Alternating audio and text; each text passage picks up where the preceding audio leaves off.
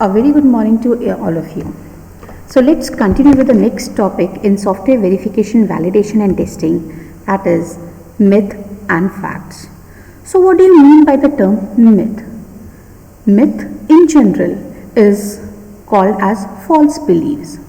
So in testing, there are many false beliefs that has been known to everyone, and everyone do follow them. They believe in those, but actually this is not the case, right? So we will be discussing few of the myths which are prevalent in this domain and what is the fact actually, and we have to clear our mind that this is what the thing which is practically feasible and present. We don't have to believe in the myth which is surrounded by in this community, right? So let's talk about the first myth.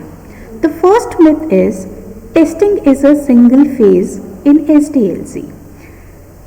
So everyone thinks that testing is just a single activity which is carried out after coding, but practically it's not a single activity or a single phase in SDLC. It is a process, like we have discussed in the evolutionary part, that testing is a process, right, similar to SDLC, which starts right from the beginning when the SDLC starts, right, and after each phase you carry out a verification to check whether we are performing the tasks correctly. So that is also a form of testing. Like after requirements you will be carrying out a verification. Once you complete with the designing, you verify it. Once you complete with the coding, you verify it, right? Then in the testing phase you test it, that is validated. So ultimately you have seen that from the requirements we start with the testing in one or the other form, right? So just clear with this, it's not a single phase, it's a process actually. Then the second myth which is prevalent is that testing is easy. Everyone feels that if I am not a good coder, I'll go ahead with testing. It's easy. उसमें कुछ करना ही नहीं होता है. But actually this is not the case, right? Testing, you can say it's more complex as compared to the development because it leads to quality, right? You have to satisfy the customer. Though the coder has developed it, but there might be certain flaws or the errors present in the code which makes it non-functional. It's not working actually, or it's not, you can say the characteristics which are being required by the software, that is the features, it is not going to fulfill. So if it is not fulfilling, it won't be a quality product. No one is going to make a buying decision for that, right? So it's not easy. Why we are saying it's not easy? Because simple is not just giving an input and checking the output. You have to make the test cases, right? Test cases, that means you have to design the test input data so that you can check the complete behavior of the system. Now everyone thinks that this can be automated. Testing can be automated and we can do it with the help of a tool. Just we have to learn the tool once and the testing can be done easily. But no, test cases are prepared manually. Remember, test cases are prepared manually, right? We just automate the process of testing using the tools, but this manual task of preparing the test data cannot be replaced with the tool, right? So until unless you prepare this test data, you cannot execute it with the help of a tool, right? So this is what is important. It's not easy. You have to design these test cases, and we'll be doing n number of methods available to design these test cases depending upon the type of project in different scenarios. So a bit complex activity, right? So this is what we can say. It's not easy. You have to put in more effort because in order to perform the testing, you must know the code, right? That means understanding of the code. You must be well versed with that particular language. You must be well equipped with all the design activities. You must know the design also. So that means tester is something, he must have the knowledge of each and every phase, then only he can perform the testing effectively, right? It's not just testing itself. You must have the knowledge of the entire project and each and every phase in detail. Then another myth says software development is worth more than testing. So there is a misconception that coding is more important while testing is less. But it's not true. I have told you earlier also that testing is much more than development. You have to understand the thing properly. You have to perform the testing of the code which is being developed by the coder, and in turn you have to implement the quality, right? So ultimately we have different you can say job opportunities for a tester. Like the process, the activity includes planning, right? Apart from that, you have to design the test cases, you have to execute the test cases, you have to debug it, you have to improve the quality in turn, right? So it's a complete process that has to be implemented properly. So in the market you will see that we have now so many jobs which are coming into this field, and everyone is opting for this, right? You must know the scripting languages also, because test cases you have to prepare the scripts also. It's not that coding is not required in testing.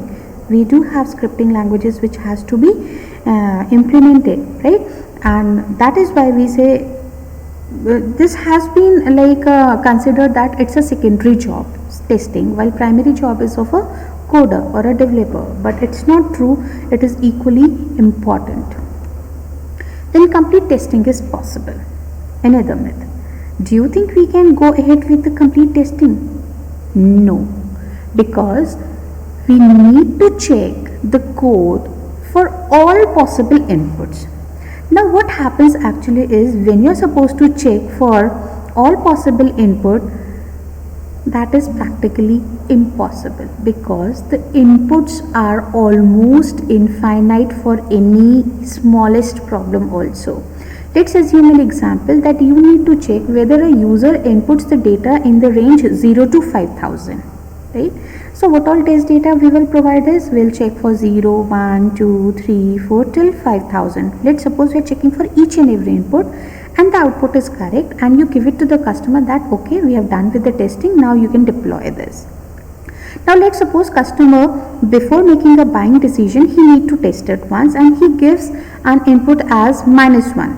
Now what will be the response of your system? Do it belongs to the given range? No. So your system must provide some response. It's not that you haven't coded it, the invalid criteria actually. You haven't coded it, the system is not going to respond. No. Your system must respond either that it is out of range, right? It must not hang actually. Now that means that negative less than 0 part is also belongs to the input domain. Similarly, greater than 5000 values also belongs to the input domain. You need to check for that also, because your system must respond certain output for that. So less than 0, all negative values. Greater than 5000, all positive values. Greater than 5000, that means infinite at both the ends, right? So ultimately, is it possible to check for each and every input for this infinite number? No, that's practically not possible. So then, when do we say the complete testing is done, or when the testing is done? Because complete testing is never possible. It will take years and years, and even then you are not able to complete it. But you have a dedicated time slot for testing activity. You have to complete it within 15 days. So how you will do it? That means you have to design the test cases properly, so that effectively it is checking the entire sort of behavior which is possible for the system. And you will say, okay fine, we have tested for say 10, 15 or 20 values with not the random values actually, with the properly designed test cases, and you'll say testing is okay. So that is exhaustive testing. So remember, complete testing is not possible because we have infinite number of inputs, and to check with these number of inputs, it's never possible, right? So we can never say complete testing. We'll be using the term effective testing now onwards. Then testing starts after program development. This is another myth which is prevalent here. So this is clear. We have discussed that testing starts right from the beginning along with the requirement analysis phase in the form of verification, and finally at the end we perform the validation, that is testing. So not much in detail. Another myth is the purpose of testing is to check the functionality of the software. Yes, we normally think कि हमें functions check करने हैं, but what about non-functional requirements? Are we not supposed to check that?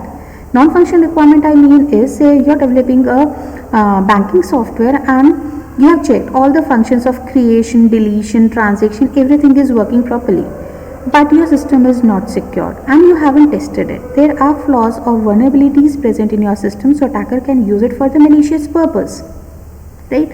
So in that way, though the functionality are fulfilled, but your system is not at all secure, right?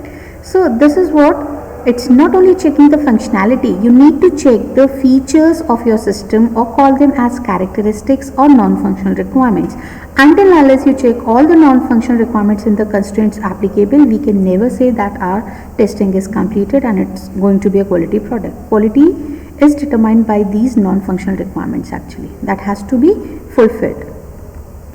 Then anyone can be a tester? No.